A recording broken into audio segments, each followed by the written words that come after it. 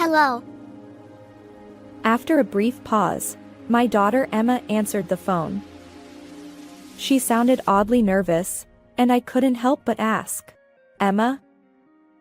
"It's Mom." "Where are you right now?" Who is this? Mom is right next to me. I thought Emma might be playing a prank. She wasn't the type to do such things, but kids grow up quickly. Perhaps she had picked up some mischievous behavior without my knowledge. "Emma, what's going on? Pranks like this aren't okay." It's not a prank. Mom is here next to me. My mom, she's gone. Then who is this a mom? Mom is my new mom. With those words, everything became clear. My name is Natalia. I'm currently a freelance writer. I married my husband, Miles, 7 years ago. 2 years later, we welcomed our daughter, Emma. Emma is incredibly adorable, and Miles and I have poured endless love into her. Despite our occasional arguments, it's safe to say that Emma has held our marriage together. I believe we'll continue living together until Emma grows up, even if it means arguing along the way. Mom, how are you feeling? Don't worry, I'm fine. Just a little tired. But there was one thing weighing on my mind: my mother back home. My father passed away a few years ago, leaving my mother living alone. She always respected my father, standing quietly behind him with a gentle smile. She left an impression of strength. However, after my father's death, my mother's health began to decline. I constantly worried about her. If only I could visit home more often, but it's quite far from where we live. Whenever possible, Emma and I went home to my parents' house, and when it wasn't, I checked in with her over the phone. Since I'll likely be able to come home this week, if there's anything you need, please let me know. You don't have to worry so much about me. As my mother said this while smiling, she seemed quite frail, and an unpleasant premonition lingered in my mind. Unfortunately, that premonition turned out to be true, and soon my mother spent even more time lying in bed. Around that time, it became difficult to visit home in sync with Emma's nursery schedule. I started making solo trips back home, leaving Emma in Miles' care.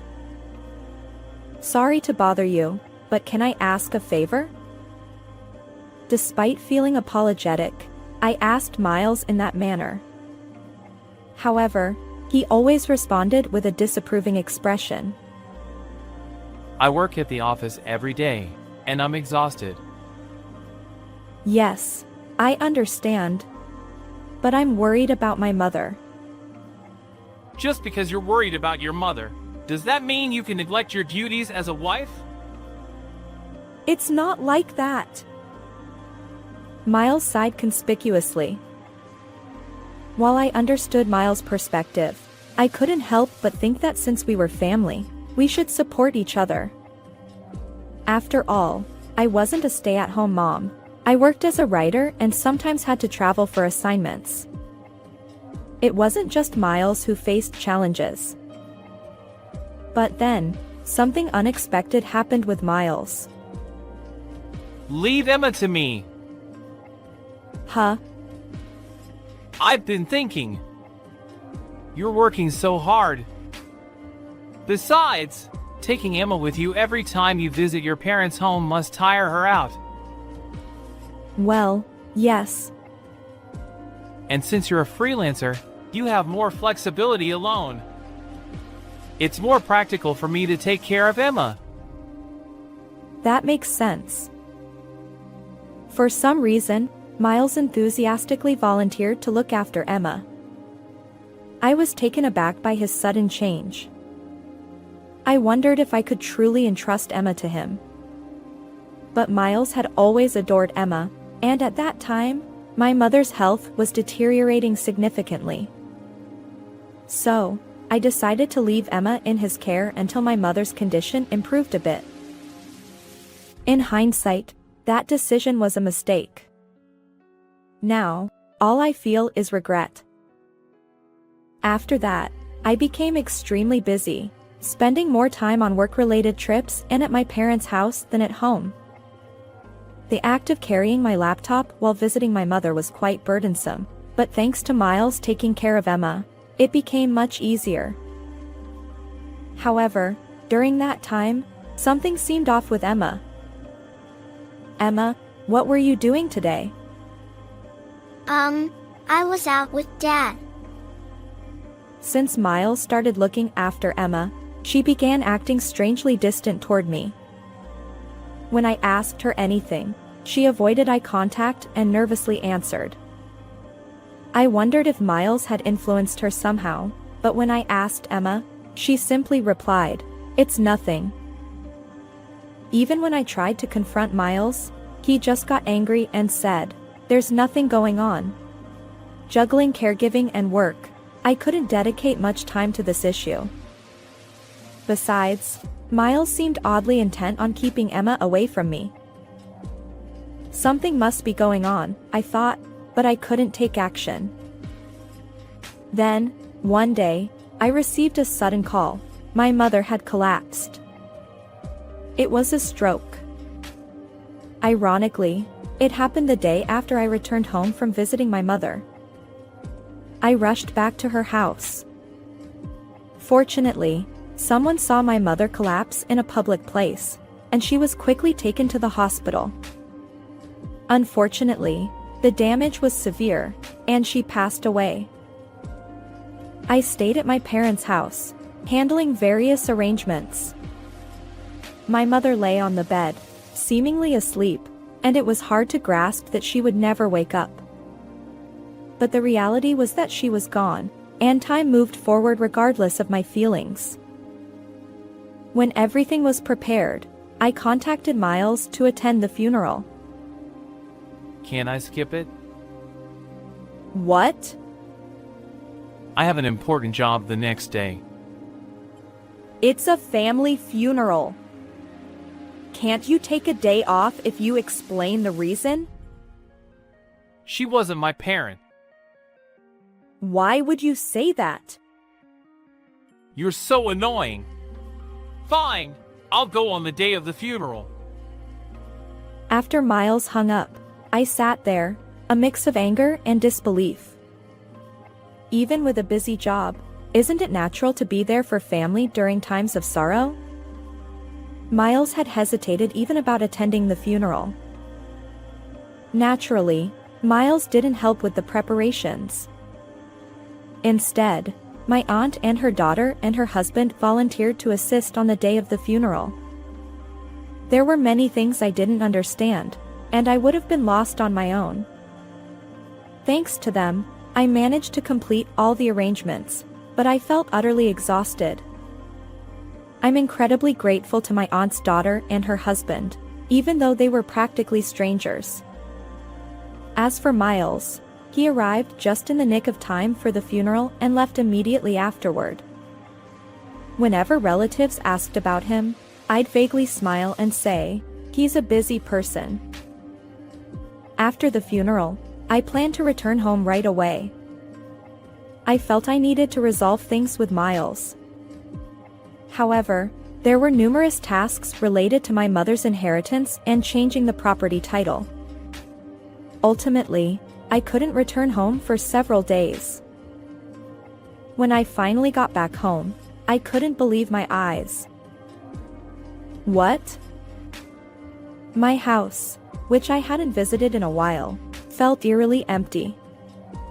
It seemed like no one had been there for quite some time.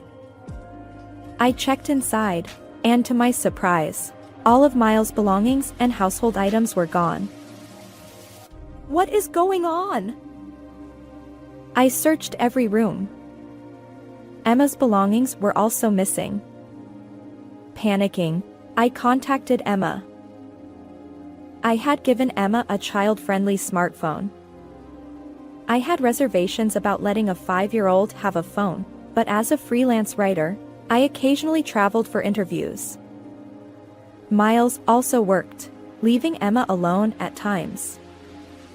Having a means of communication was essential in case of emergencies.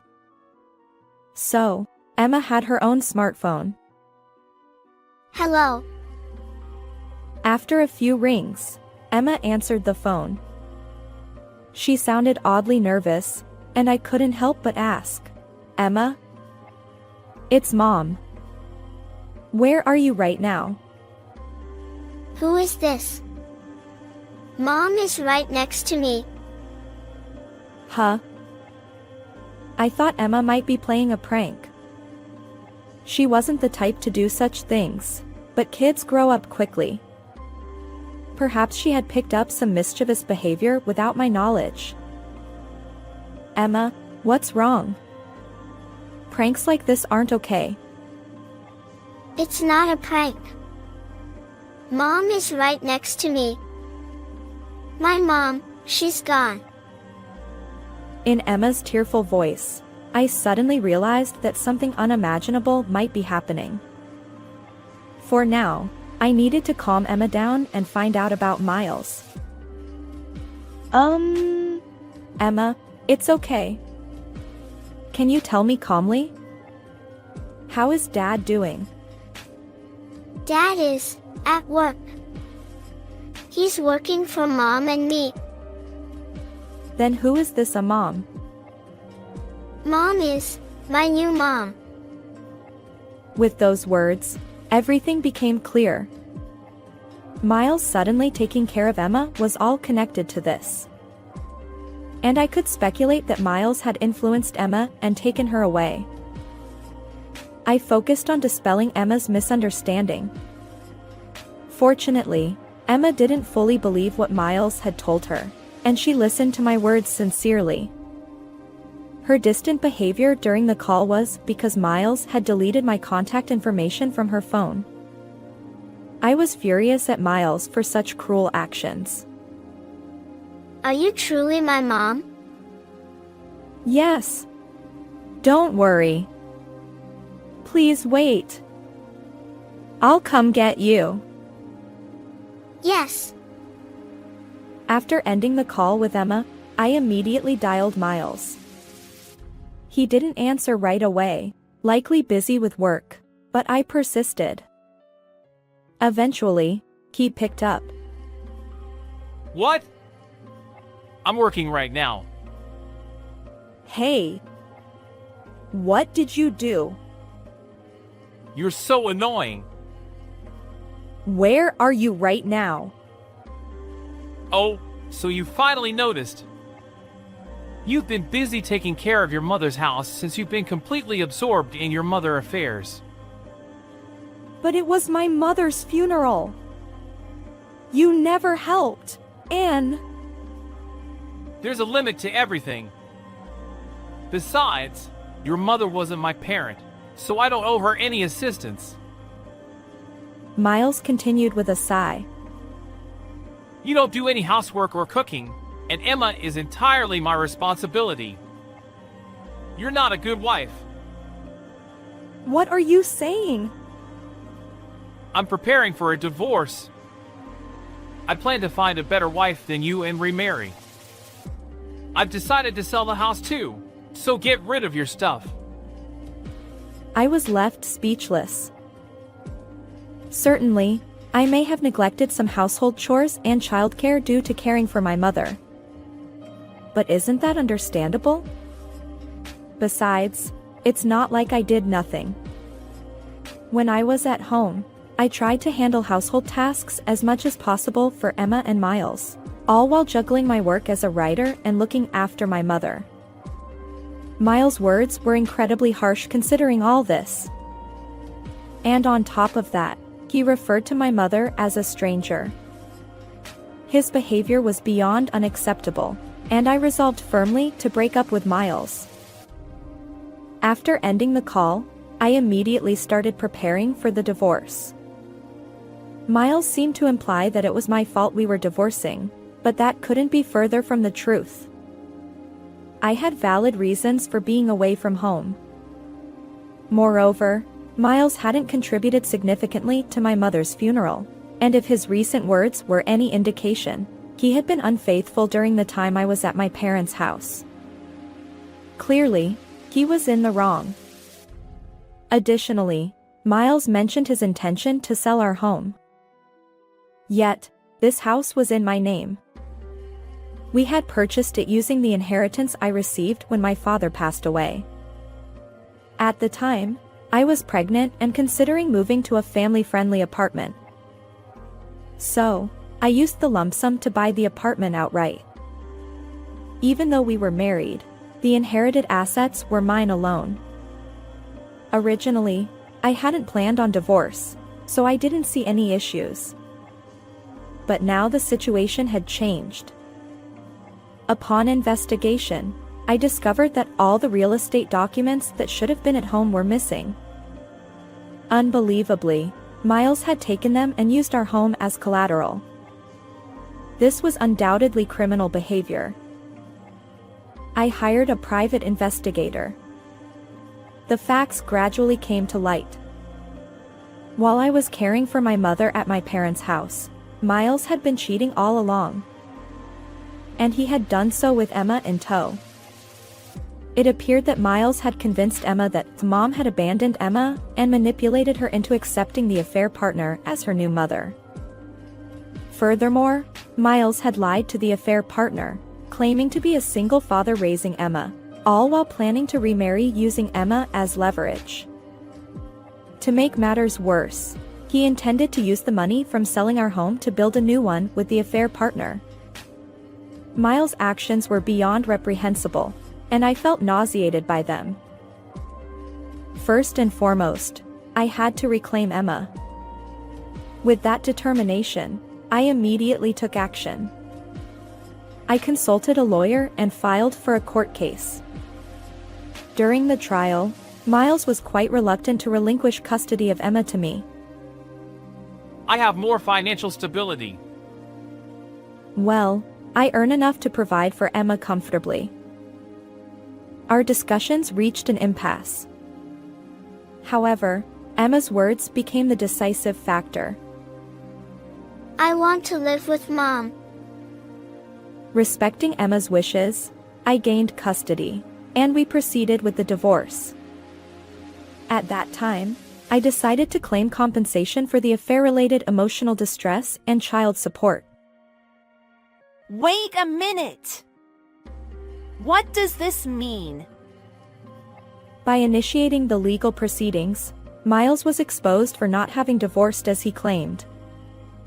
Consequently, the affair partner also accused him of fraud and demanded compensation. As a result, Miles now struggles financially due to payments for emotional distress to me and child support, as well as compensation to the affair partner. Currently, he supplements his income from his main job with late-night part-time work, barely making ends meet. It's entirely his own doing. On the other hand, Emma and I moved to a location near elementary and middle schools, close to the train station. I considered Emma's growth process in our decision.